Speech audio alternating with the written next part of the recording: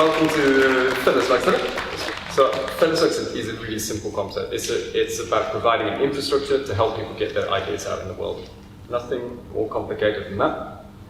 So we can go through. We're a non-profit organization. We were founded in 2011.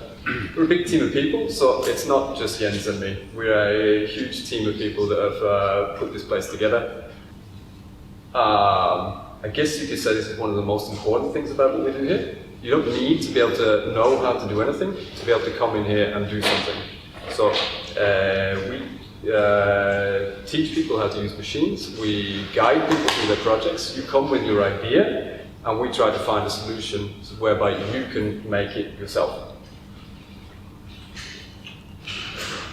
And then what's nice is that it's not just about getting access to knowledge, but we also new knowledge. So we do a lot of research and development as well. So we develop new techniques, working with materials, working with tools, making systems so you can use our machines to make your own machines and so on. And that is immediately available as well. So it's not just about transferring knowledge, but also it's a place to create new knowledge. And then we are part of a global network of Fab Labs, so there are more than 400 Fab Labs around the world. You know, if you look at the numbers inside of these dots, it's pretty insane. So we also, we connect people on the local level and help, people meet when they create stuff here and connect people to local resources. But we also connect people globally to, sharing ideas and connecting people for projects and so on. I guess this is a kind of an important point. First and foremost, we're a workshop, of course. We're a place with loads of space where people can do things. We have loads of equipment and machinery, and we help people make all sorts of different kinds of things. We like to say that you can come here with any project, and we will help you make it. Yeah, and so this is kind of how things went. We started in 2012, and obviously we didn't have any projects. And things have kind of developed quite rapidly. We were, on the figures on the top, we were thinking we were going to do 326 projects this year. But actually, before the summer, we were up to 262. So this is going to be a pretty amazing year for us. It's the first year we've actually managed to keep the doors open all year round. So we're pretty excited, so it looks like we might make it through about 400 projects this year. And that's everything from one-day projects where someone comes in with something quite simple to do to maybe our longest kind of projects take around 3 months to complete. Making shit magic, production, democracy and the future of humanity. It's a bit of a mouthful. In terms of making shit magic, we're not here today to talk about polishing a poo. But to talk about the magic of making shit.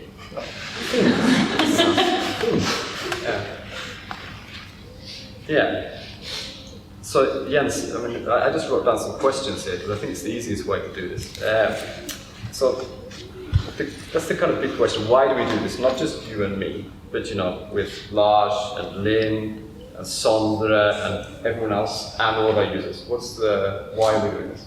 Yeah, so this sort of neural network here is illustrating this notion of collective intelligence. It's a big word, but there's this sort of intangible but amazing thing when you connect human minds. So, individually we can all do awesome things, but when a lot of people do things in a shared way, so either like sharing the, access to resources at the same time, or actually exchanging ideas and thoughts, there's something, the sum of all the parts becomes way greater than the whole. So it's about, sharing your experience and making people connect, but then it's also about actually, connecting those minds. A little bit similar to how you have, computers are also, if you start connecting computers to the internet, so you globally connect all these computers, it gets pretty insane. So this is the same that can, happen with human minds.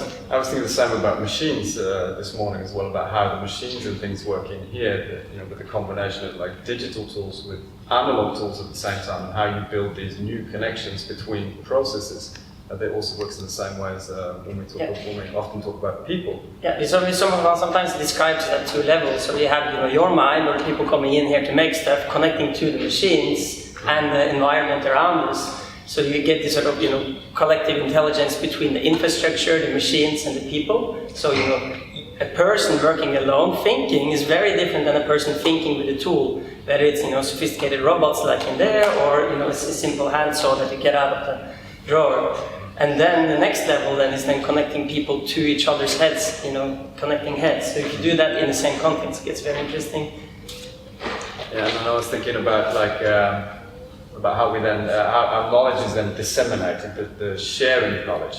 That's kind of like a really important part as well, not just like in here, but like when we think about like the networks we're involved in.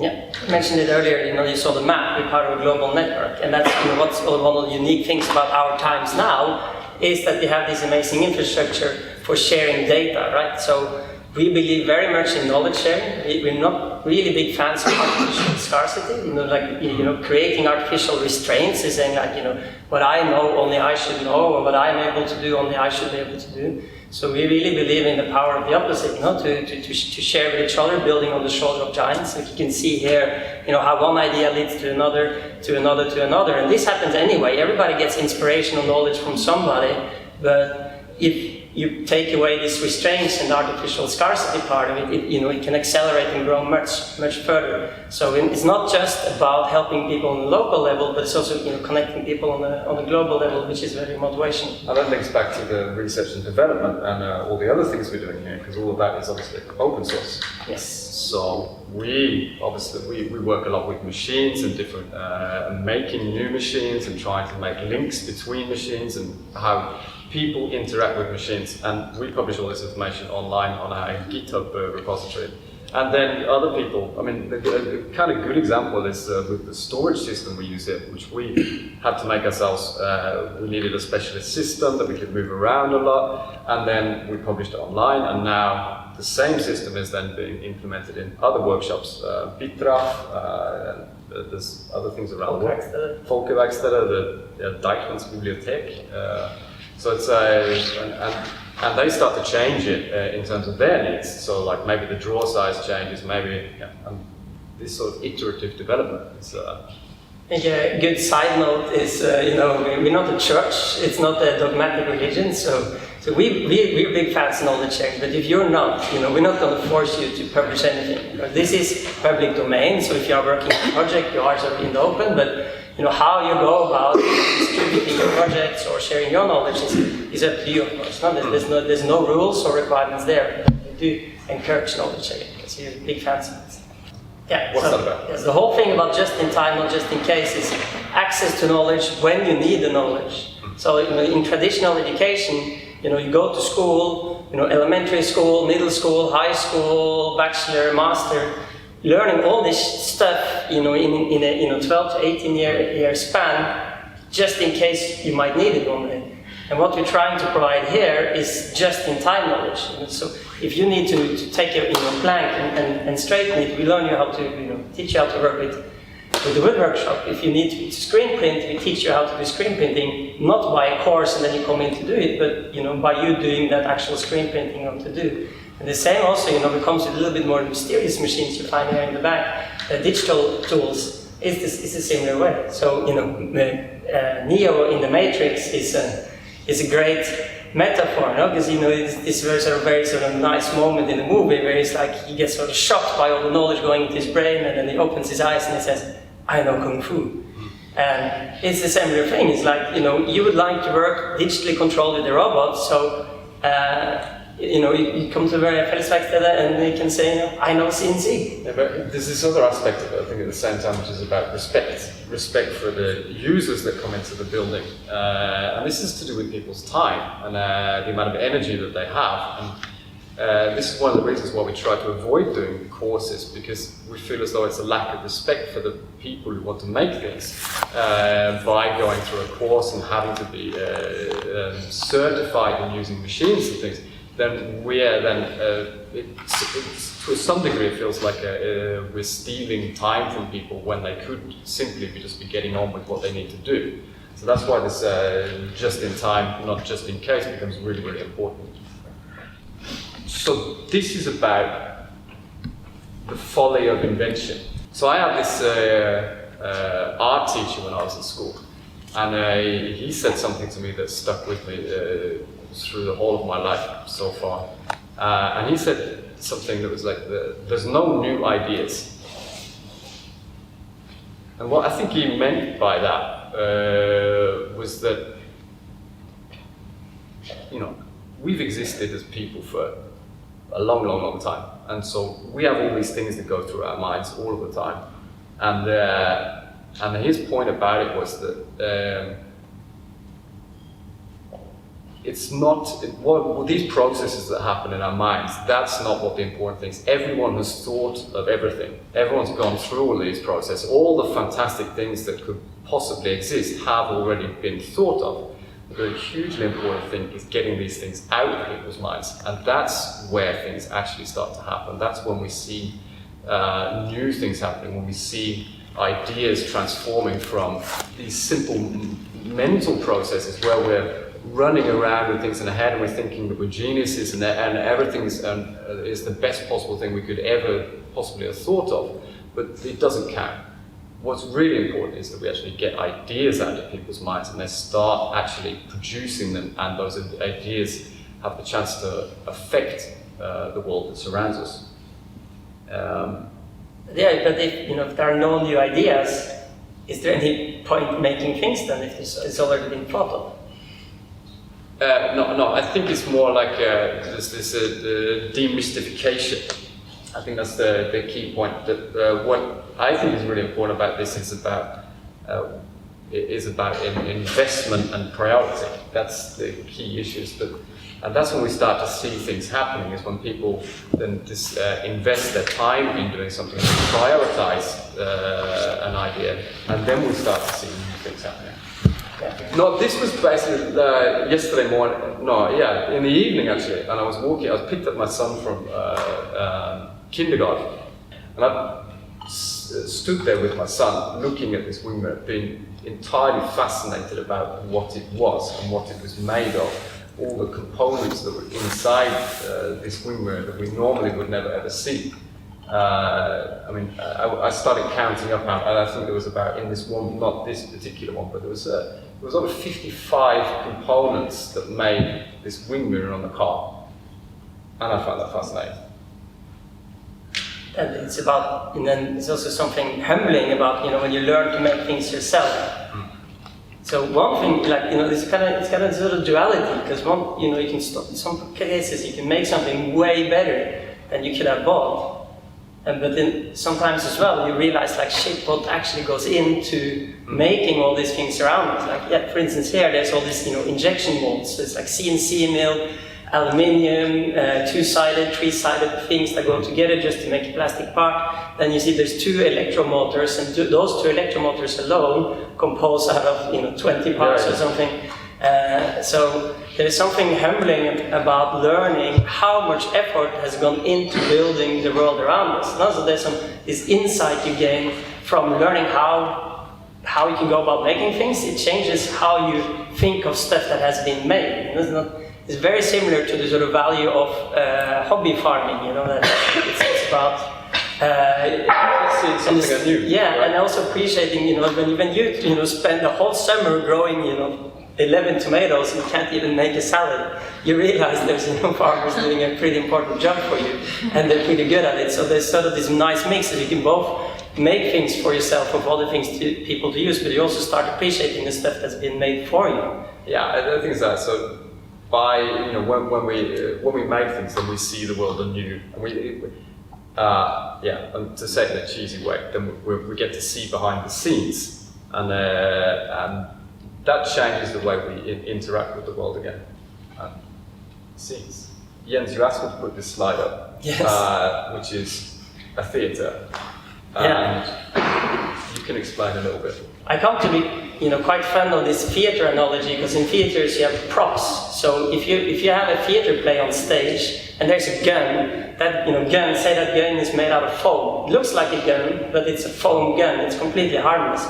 But for the people in the audience and the people, the actors on stage, it represents a gun. So you can communicate some form of drama or exchange, and so you get all these mental thoughts going on processes in the head of the audience and the actors because of this, artificial again. So it's not important that again is again, that it represents something. And that is similar when you come in here and make things yourself, or you make a stool as a present for somebody, or you solve a need, or you make something that you thought you would never be able to make. It's not so important what that thing is on its own, but how there's been a mental transformation in your head. So it's about changing how you relate to the world around you. Because if you can change the world around you physically, you realize you can also do that same mentally. So you don't need, the world has been built, but you can build in this world too.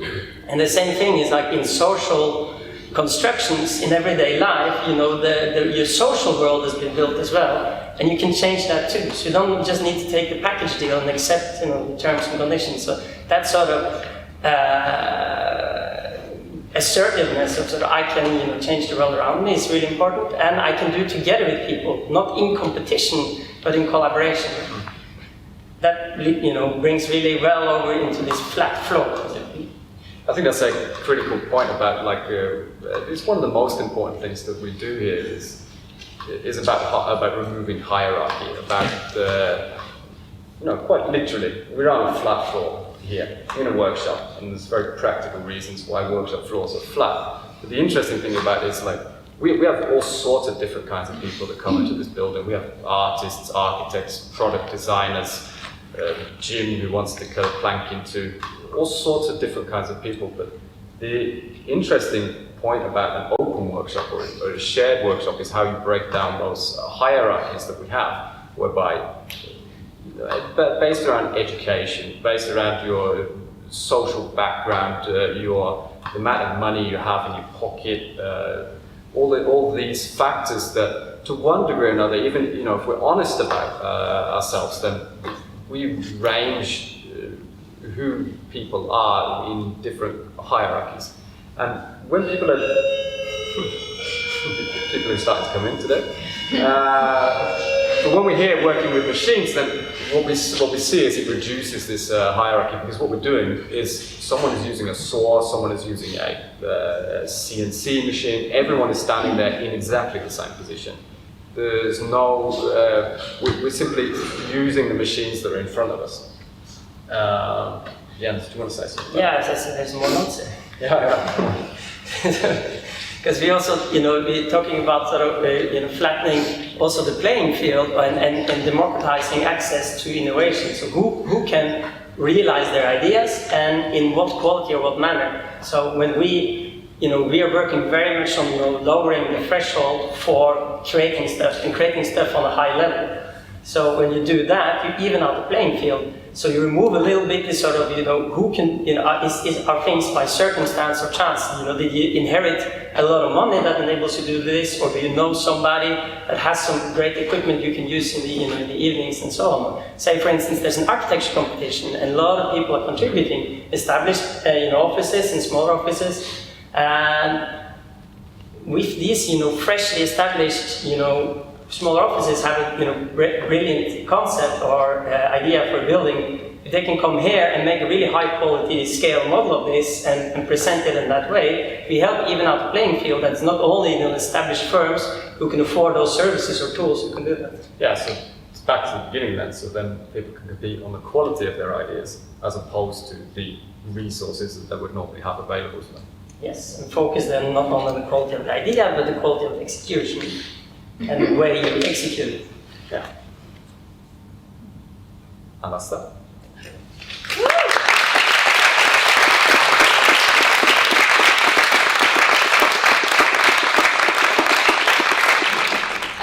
So thank you very much for our two presenters. So we do have a few time for 3 or 4 questions if anybody has something they'd like to ask the boys. Hi, so I've got a couple of questions if that's okay. So is it free? Just not come in and anyone just use it for free? No. In many ways we would love it to be free. Yeah. But as you can probably think that it's not cheap to run this kind of place. I mean, for one thing, we're talking about, this place is 750 square meters in the middle of in the center of Oslo. probably have an idea about property prices and what it costs to be able to do something like that. And then we have our machines, and what we try to do with the machines when we're thinking about new machines, and it's based around people coming in and asking us because they want to be able to do things. But when we then decide to invest in a particular technique, a way of doing things, then we always try to think about, okay, well, what doesn't exist? What can a single individual or a small group of individuals, what could they never manage to get? And so that's like, say, with the woodworking equipment there, then like one of the planes, it's the biggest plane that you can get on the market right now, which means you can plane a 60 centimeter piece of wood. They're not accessible. You can't go out and get that piece of equipment. So and of course we've got staff here, and they're here all of the time. So they work all the time, and they have to be employed if we want to keep people here so that transmission of knowledge is uninterrupted. If you think about the people who work here, then they build up knowledge on a daily basis. And if we want to maintain that knowledge base so that we can actually utilize it, then obviously we have to pay staff to be here. So once you start taking like very expensive locations, very expensive equipment, and Norwegian salaries, then you can understand that it costs a lot of money. So what we then do is, obviously, there's no way anyone could afford to pay to come in here and be a part of this. So we are subsidized by Norsk Naturland and Oslo Kommune. And that's just something we started, back in 2011, then we didn't have any money. This was just done just with our own sweat and will. But as time has gone by, then we've managed to attract a certain amount of public financing, and what we use that for now is to reduce the costs of being here. And every year we apply for more money to make it cheaper and cheaper and cheaper. But obviously, if we said it was free, then this place would not exist. It's impossible. Someone somewhere down the line has to pay the electricity bill. Someone somewhere down the line has to get rid of the rubbish here. And what it works on is a daily rate. So there's no membership, there's no long-term commitment to being here. That's why you can walk in the door and get started on the project, but then that's based on a daily rate. We have two different rates. So if your project is of a commercial nature, if you're selling what you're going to be making here, and you're pretty sure, you're damn sure you're going to be making money off it, then you pay one rate. You pay what it actually costs to use the tool. Yeah. But you still get free help, which is great, because you can then take on a project for a client. You don't quite have fully, the professional experience to do it, but you can do it anyway because you get free help. But since the client's paying you to make this for them, you do have to rent equipment for the cost of using that equipment. And then basically all of our public financing then goes into the other model that we have, which is a discounted model. So if you're making a prototype, if you're just getting started on something, if you're doing a project where you're not going to be earning any money at all, then we have this discounted rate. And then or just making something for your house. Yeah, and then we try to make it as cheap as possible. And that's the bit that we focus on every year when we're applying for money, is trying to reduce those costs and make it as cheap as possible. Okay. Short answer is, if it's anything, if somebody is paying you to make something, or you're getting paid by somebody, like your boss sends you or so, then you pay what it costs to use equipment, still get free help. In all other instances, we subsidize as much as we can afford. So now you pay somewhere between 10 to 15% of what it would actually cost to get that service, if it was a fully commercial service instead of non-profit. How much is that? Yes, the day rate is including MAR. It's 450 kroners a day, and then but also if it's a short project, you can pay half a day rent. If it's really short, you do a quarter of a day, so then you have 100 something kroner. And then some of the tools also have an hour rate, like the CNC and so on. So including MAR, the CNC cutting, for instance, commercial is 280, subsidized it's 105 kroners per hour. And you only pay for what you use, so you pay for the time you're actually cutting with the machine. And that's also something you notice people are quite nervous, and they're used to sort of if you deal with a service provider or a company, you agree on the terms and conditions and brief, and they give you a quote and you lock yourself to that. But here we try to make things as transparent as possible. What you use, you pay for. It's as easy as that. So. What it does tend to happen though is that things go fast, but ambitions grow. So people get super excited. They expand the scope for the projects, and one day become 2 days, and getting something becomes getting 20 something, and then it becomes a bit more expensive in use, but you do make it as cheap as you can. When we were first starting out and we were trying to look at, we were always aware from the beginning that we would have to. That the users here would have to pay something because there was no way of doing it. So we tried to look at how much money do people spend on beer? And if we can relate our prices here to how much beer costs, then we all manage to prioritize a beer on a Friday night. So if we can manage to gauge our prices around that, so that then you can choose, okay, am I going to have that beer, or am I going to make something? Then that's the kind of level we try to hit right now. I think that might be it. People are already leaving now. It's kind of hard having a lecture in the morning. I mean, if you guys have more questions, I know that they're totally available by email and stuff as well. And they're super awesome and cool people, so I'm sure they'll answer your questions if you guys want to get in touch later. It's our I job. hope I didn't just open you guys up to No, come on, it's our job to answer questions and help people learn what they want to do. Yeah, absolutely. So maybe we can give a big round of applause.